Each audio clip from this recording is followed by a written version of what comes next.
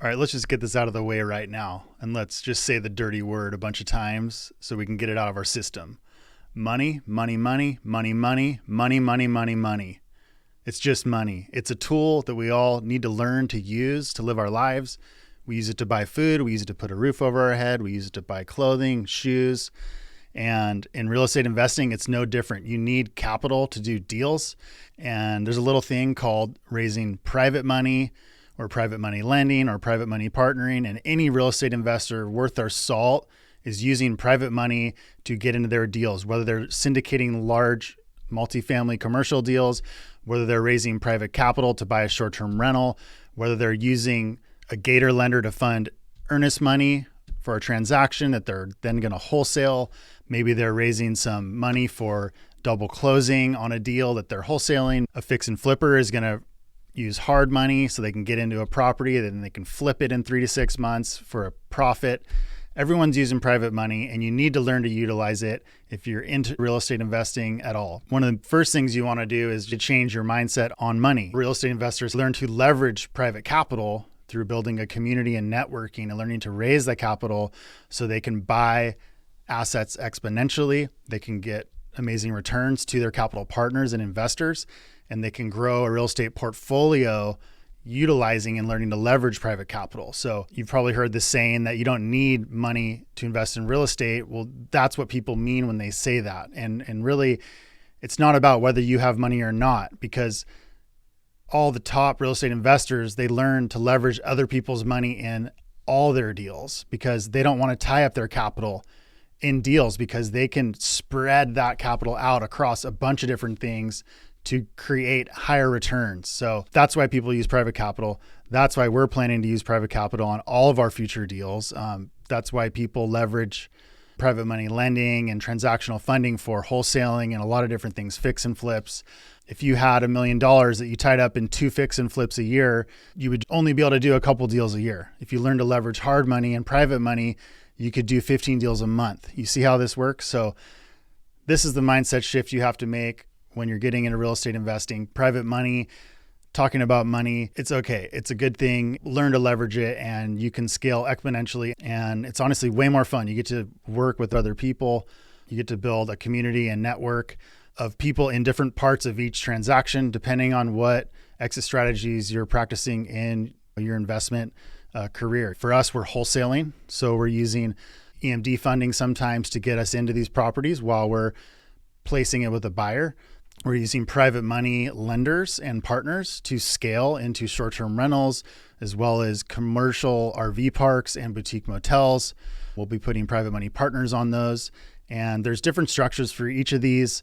And the cool thing is everybody wins. It's a team sport. And there's people who just want to lend money. They don't have time to go out and learn how to really invest in real estate or manage an asset like a boutique motel or an RV park or short-term rental, because that takes a few years of education and going out and doing it to learn. So there's people with capital who want to be in real estate because they want a protected, secured, insured asset that they can invest their capital in.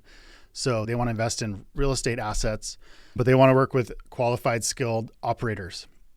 And that's really the big thing. So for us, we have the operator side. We have our systems, our tech, our processes, our teams all put in place. We've spent a ton of years in mentorship learning how to do all this properly and a bunch of years actually doing.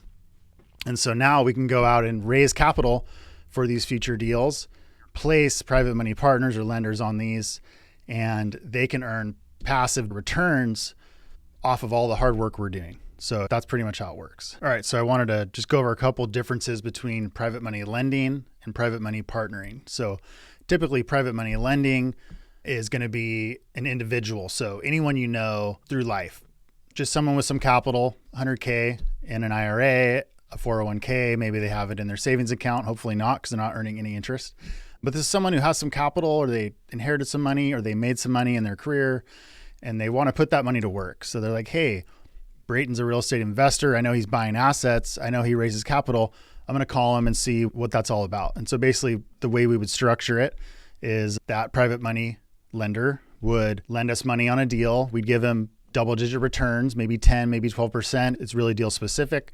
And they would come into that deal with us for anywhere from a few months to a couple of years. It really depends on the deal, on the asset, how long we're planning to hold it, what we're planning to do with it, and really what you negotiate with that private money lender. So the cool thing about private money lending is it's just two individuals working together. So you're an investor and you have assets you want to buy, and then you work with someone with capital and you put the two together and you deploy that money on those deals. The private money lender gets their return every year. The investor gets to scale exponentially, leveraging other people's money. So you could do this in theory as many times as you wanted every month. And if you combine that with creative finance, like we do, you can just literally go out and buy 4 deals a month if you wanted, leveraging private money, and you don't have to include banks at all. So you can go out, raise a private capital, purchase a sub-2 property at 10% down. Your private money lender earns 10%, 12% return annually. You earn $2,000, $3,000 a month in net cash flow, and you just repeat that process. Of course, you got to know how to underwrite. You need to know how to comp properly and make sure you're buying properties that will actually cash flow so that you can support that private money lender and put some money in your pocket every year. But that's more or less how it works. So private money lending is amazing for the private money lender because it's truly the most passive way to invest in real estate. And if you really want the most hands-off way to put your money to work for you, I think private money lending is one of the best ways. And that's honestly our future goal, is to become the private money lenders. As we have more money sitting aside from our different businesses, we want to start deploying that with other investors who are qualified operators so they can go out and make that money work for us without us doing anything. We want to go to Bali. I just want to surf. My wife wants to chill, read books, do yoga. So let's put that money to work. As far as private money partnering, so now this structure is cool also. So this works really great for someone who's a high income earner and who their goal is tax depreciation.